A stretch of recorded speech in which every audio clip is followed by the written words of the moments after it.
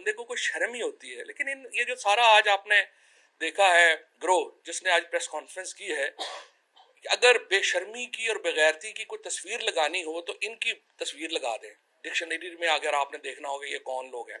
और फिर फजलुर रहमान जो कल से धमकियां दी जा रहे हैं, आपका पंजाब से ताल्लुक क्या है, आपकी हैसियत क्या है? आप लोग जो है वो 5% वोट भी आप लोग जो है वो नहीं ले सकते पंजाब में। पर इस वक्त ये जो सारे लोग जिनको 11 पार्टियां बना के और बताया जाता है कि जी पाकिस्तान की तमाम पार्टियां इकट्ठी हो गई हैं, इन सारी पार्टियां मिलकर भी इमरान खान से बुरी तरह शिकस्त खाई है इन्होंने इन इलेक्शन में। पीपल हैव स्पोकन, लोगों ने अपना फैसला दिया है। और लोगों के इस फैसले के बाद अगर आप में जरा भी शर्म और गैरत होती, आप इस्तीफा देते, घर चले जाते। लेकिन चूंकि आप लोगों को आदत है जूते खा के जाने की, और आज उसकी इब्तिदा आपने कर ली है इंशाल्लाह।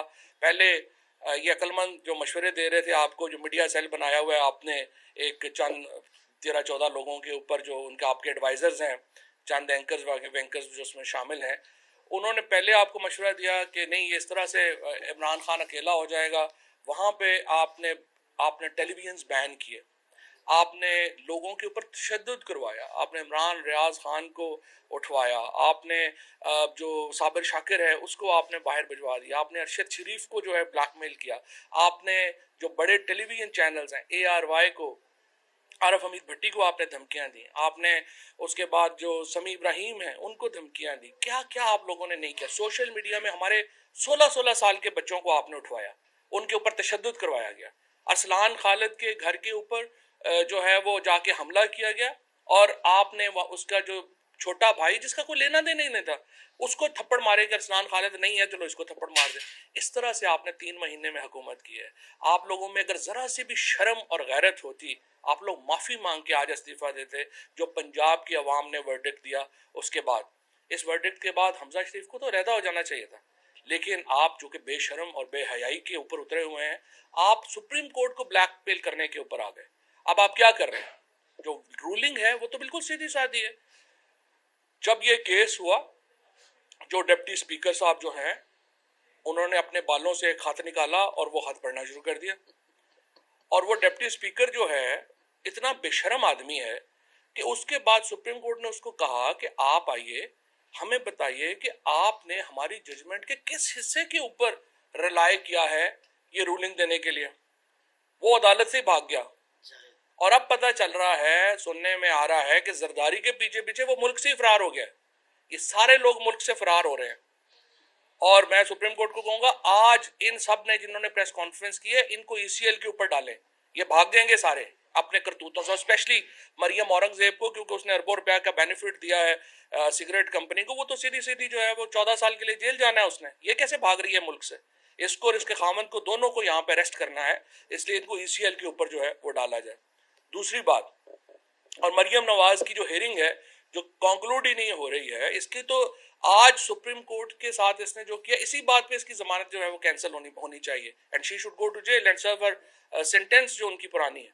ये सारे ऐसे बाहर फिर रहे हैं जैसे पाकिस्तान कौम के ऊपर एहसान कर रहे हैं, और ये सिर्फ गलतियां हैं चंद इनके जो हमारे पावरफुल लोगों की, जिन्होंने इन जैसे जो एक बिल्कुल खत्म हुई इनको लोगों को जो है वो ला के पाकिस्तान के ऊपर बैठा दिया। ये उनकी आस्तीन के सांप है। मैं आपको बता दूं, अभी इन्होंने परसों जो है इन्होंने पूरी कैंपेन शुरू की सुप्रीम कोर्ट के खिलाफ। 529 अकाउंट्स जो आइडेंटिफाइड है, जिनको मरियम नवाज फॉलो करती हैं, उन्होंने 11,000 ट्वीट्स की सुप्रीम कोर्ट के खिलाफ। और अल्हम्दुलिल्लाह ये सारे लोग जो हैं ये ट्रैक डाउन है, इन सबको पता है कि कौन कौन है कहां से। अब ये अगली कैंपेन ला रहे हैं फौज के चंद अफसरों के खिलाफ, सीनियर ऑफिसर्स के खिलाफ, वो भी ये पकड़े जाएंगे। और उसके बाद मैं यहाँ पे ये भी बता दूं कि जिस तरीके से ये समझते हैं कि इसको पहली बार में हम अदलिया को दबाव में ले आए, दूसरी में हम फौज को दबाव में ले आए। आप पहले अवाम से फारग हुए, अब इन दोनों इदारों में भी आप मुकम्मल फारग हो जाएंगे। और इंशाल्लाह पाकिस्तान के अवाम को मैं मुबारक देना चाहता हूँ। अब इनकी आपसे इन ये जो 11 चेहरे आपने देखे हैं, इन सब से आपकी जान हमेशा के लिए छूट गई है। इन लोगों ने इक़्तिदार में अब कभी वापस नहीं आना। ये अपना सामान पैकअप करेंगे और पाकिस्तान में नई क़यादत के रास्ते खुलेंगे। आज इन्होंने रूलिंग को तो डिस्कस ही नहीं किया। रूलिंग जो है वो कहती है कि आप जो पार्लियामेंट्री पार्टी है वो फैसला करेगी कैंडिडेट का फैसला करने के बाद वो उसको वोट देगी। अब यहाँ पे जो स्पीकर ने किया, परवेज अलाई साहब का वोट, परवेज अलाई को दिया हुआ वोट कैंसिल कर दिया। आप अंदाजा लगाएं, ये कोई मजाक है? इस तरह के फैसले जो हैं वो आप कर सकते हैं। और अब कह रहे हैं फुल कोर्ट बनाए। यही 3 जजेस जो हैं ये स्पीकर रूलिंग केस का हिस्सा थे। उस वक्त भी रात 12 बजे अदालतें खुली थी। आज जो कह रही है ना 12 बजे ये रात को जो है वो पिटीशन एडमिट हुई, 12 बजे रात पाकिस्तान के लाखों लोग सड़कों पर थे और सुप्रीम कोर्ट ने सिर्फ पिटीशन रिसीव की थी। हम तो कह रहे थे रात को ही सुननी चाहिए, और सुप्रीम कोर्ट ने जो इनको टाइम दिया उसके ऊपर भी आप मुझे बताइए 3 महीने से हमजा शहबाज बैठा हुआ है, किस कानून के तहत बैठा हुआ है? हमने तो सुप्रीम कोर्ट का हमने तो एहतराम किया फैसलों का। 5 स्पीकर्स की जो डिप्टी स्पीकर की जो रूलिंग थी, हम आईनी और कानूनी रास्ता लिया।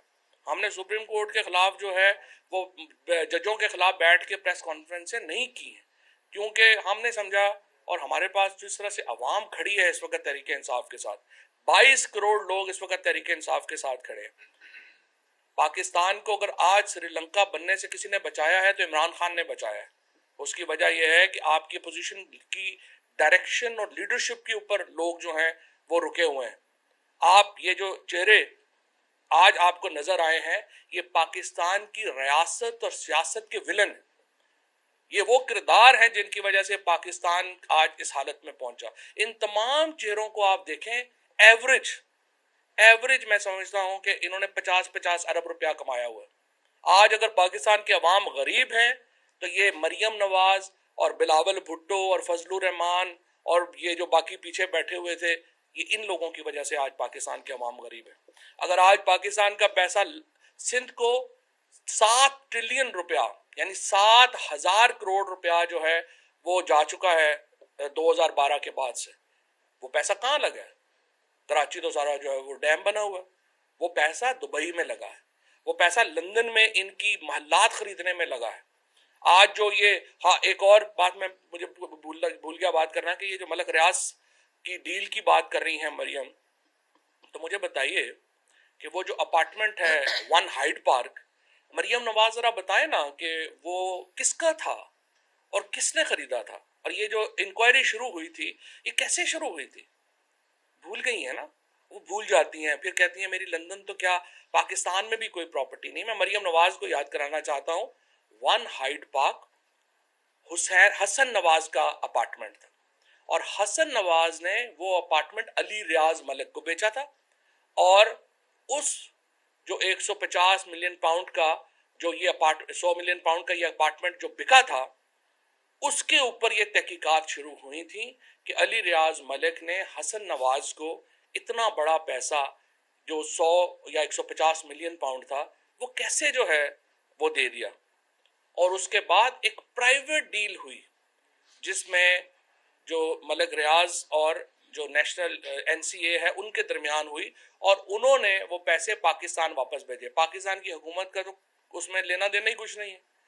आप अपने भाई साहब से जरा पूछ लें कि ये जो 1 हाइड पार्क की डील हुई थी इसमें उनका क्या रोल था, ताकि आप क्लैरिफाई हो जाए, बाद में आपको ये ना कहना पड़े कि मेरी लंदन तो क्या पाकिस्तान में भी कोई जायदाद नहीं है।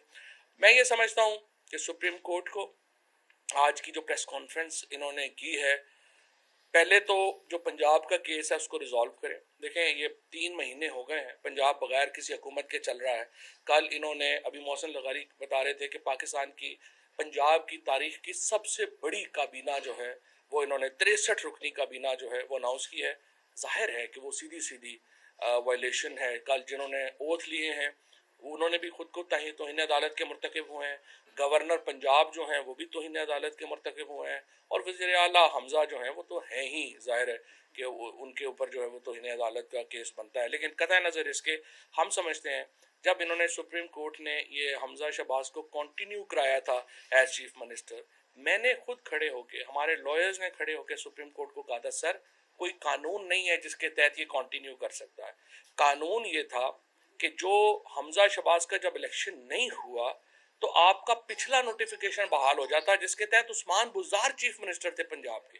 आज भी अब हमजा शहबाज जो इस वक्त वजीर आला बना हुआ है ये सुप्रीम कोर्ट के ऑर्डर के ऊपर बना हुआ है, ये किसी वोट से नहीं बना हुआ। वोट में तो मिनॉरिटी है, वोट तो है ही नहीं उनके पास।